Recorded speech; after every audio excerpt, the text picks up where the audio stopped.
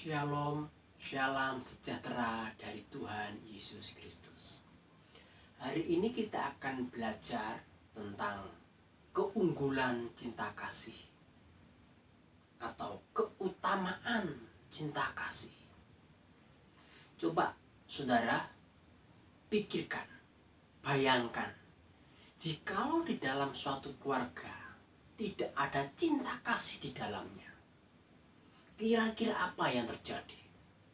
Tentu keluarga itu akan hancur. Jikalau di dalam suatu pekerjaan tidak ada cinta kasih di dalamnya, tentu karyawan dengan karyawan lain atau dengan atasan akan terjadi suatu gesekan, permusuhan, persaingan. Jikalau di dalam masyarakat tidak ada cinta kasih, tentu masyarakatnya akan menjadi arogan. Masyarakat akan bermusuhan karena memang di dalamnya tidak ada cinta kasih. Jadi cinta kasih merupakan sesuatu yang penting dan menjadikan sesuatu yang unggul, yang utama, yang harus ada baik di dalam keluarga, masyarakat, maupun di dalam suatu lembaga perusahaan. Nah, hari ini kita akan melihat di dalam 1 Korintus pasal yang ke-13 ayat pertama sampai yang ke-13. Kita akan melihat di sana keutamaan cinta kasih, keunggulan cinta kasih. Izinkan saya membaca untuk kita semua. LAI di sana memberi perikop kasih. Firman Tuhan, sekalipun aku dapat berkata-kata dengan semua bahasa manusia dan bahasa malaikat, tetapi jika aku tidak mempunyai kasih, aku sama dengan gong yang berkumandang dan canang yang berkemerincing. Sekalipun aku mempunyai karunia untuk bernubuat dan aku mengetahui segala rahasia dan memiliki seluruh pengetahuan, dan sekalipun aku memiliki iman yang sempurna yang memindahkan gunung, tetapi jika aku tidak mempunyai kasih, aku sama sekali tidak berguna. Dan sekalipun aku membagi-bagikan segala sesuatu yang ada padaku, bahkan menyerahkan tubuhku untuk dibakar, tetapi jika aku tidak mempunyai kasih, sedikit pun tidak ada faedahnya bagiku. Kasih itu sabar, kasih itu murah hati, ia tidak cemburu, ia tidak memegahkan diri dan tidak sombong. Ia tidak melakukan yang tidak sopan dan tidak mencari keuntungan diri sendiri. Ia tidak pemarah dan tidak menyimpan kesalahan orang lain. Ia tidak bersukacita karena ketidakadilan, tetapi karena kebenaran. Ia menutupi segala sesuatu, percaya segala sesuatu, mengharapkan segala sesuatu, sabar menanggung segala sesuatu. Kasih tidak berkesudahan, nubuat akan berakhir, bahkan roh akan berhenti, pengetahuan akan lenyap. Sebab pengetahuan kita tidak lengkap dan nubuat kita tidak sempurna.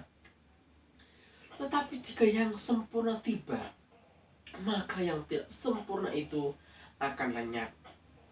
Ketika aku kanak-kanak, aku berkata-kata seperti kanak-kanak. Aku merasa seperti kanak-kanak. Aku berpikir seperti kanak-kanak. Sekarang sudah aku menjadi dewasa, aku meninggalkan sifat kekanak-kanak itu. Karena sekarang kita melihat dalam cermin suatu gambaran yang samar-samar. Tetapi nanti kita akan melihat muka dengan muka. Sekarang aku hanya mengenal dengan tidak sempurna, tetapi nanti aku akan mengenal dengan sempurna, seperti aku sendiri dikenal. Demikianlah tinggal ketiga hal ini, yaitu iman, pengharapan, dan kasih. Dan yang paling besar di antaranya ialah kasih. Amin. Nah, saudara yang dikasih dalam nama Tuhan Yesus Kristus, ayat yang kita baca ini adalah ayat yang begitu indah. Kenapa begitu indah? Karena menurut sabda ini, ayat yang kita baca ini adalah menunjuk tentang madah cinta, ya, madah cinta, yaitu berbicara tentang kasih kepada Allah, cinta kepada Allah, dan diwujudkan cinta kepada sesama manusia. Bahasa yang dipakai oleh Rasul Paulus ini sangat luar biasa, sangat indah sekali. Kata demi kata dirancang begitu indah, seperti menjelma bagaikan syair yang indah, mengutarakan cinta yang sungguh indah pula. Nah, saudara, bagian-bagian ayat yang kita baca di sini kita ada 3 bagian. Yang pertama, ayat pertama sampai yang ketiga itu sedang berbicara tentang tandasan bahwa segala sesuatu, segala usaha tidak ada artinya jika tidak dilandasi dengan kasih. Artinya bahwa segala sesuatu yang diusahakan, yang dikerjakan harus dilandasi, harus berdasarkan motivasi kasih. Saudara, memang setiap manusia memiliki motivasi di dalam bertindak, di dalam melakukan segala sesuatu ada motivasi. Tetapi bagi orang yang percaya, segala sesuatu, baik itu apa yang kita pikirkan, apa yang kita lakukan, harus berdasarkan, berlandaskan, bermotivasikan kasih. Itu yang bagian yang pertama. Dan yang kedua, ayat 4-7 ini berbicara tentang indikator kasih.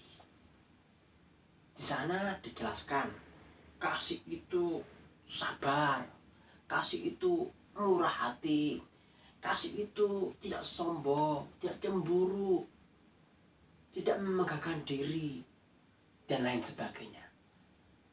Ini berbicara tentang indikator kasih itu sendiri, wujud dari kasih itu sendiri, makna kasih itu sendiri.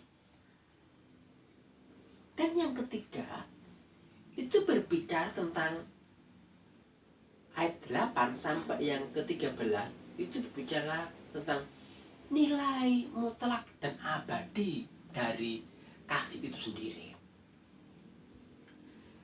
Kehidupan manusia akan lebih baik jika setiap tindakan itu didasarkan atas kasih. Baik itu yang berhubungan dengan manusia maupun kepada Allah. Setiap tindakan kita harus landasi dengan kasih. Saudara, kasih bukan sekedar identitas atau ciri dari kehidupan orang Kristen, tetapi kasih harus menjadi jiwa, menjadi jati diri orang percaya. Oleh karena itu, kasih harus melekat di dalam diri kita. Kasih harus menjadi mutlak di dalam kehidupan orang percaya. Kepandaian, kedudukan, kecerdasan kita, bahkan kekuasaan kita, jika tidak dilandasi dengan kasih, akan menimbulkan suatu kegaduhan, dan kita tidak akan menjadi berkat bagi banyak orang. Oleh karena itu, kasih menjadi hal yang utama di dalam kehidupan orang percaya. Oleh karena itu, terapkan, lakukan kebenaran ini dalam hidup sehari-hari. Doa dan harapan kita semua boleh melakukan, menerapkan kebenaran ini dalam hidup hari lepas hari. Tuhan Yesus memberkati kita semua. Amin.